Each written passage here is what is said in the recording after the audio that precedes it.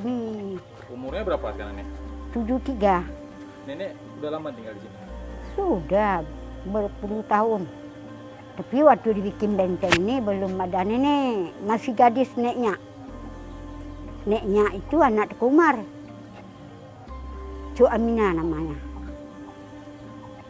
Batanya ndak ada, bukan bata tanah bila neknya tuh cerita kan. Dibikin telur ayam tuh. Disuruh pelihara ayam di Pak Husin. Semua kan. Anggota rumahnya disuruh pelihara ayam. Dibeli. Bukan diambil sama rakyat tuh, bukan. Memang baik dia. Waktu tanam padi gitu juga kan. Sekarang kan. Dahulu tuh rumah itu ada tangga di bawah itu. Kita turun kan.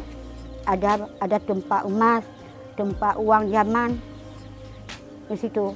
Tapi sekarang datang Pak Kuramil, diajak aku, dia takut bilangnya, nggak mau masuk, Bu. Yuk bertiga kita. Masuklah kami, sudah data, sudah dilem, entah kapan itu dah. Nggak tahu orang melem itu. Udah data. Coba lihat nanti dalam.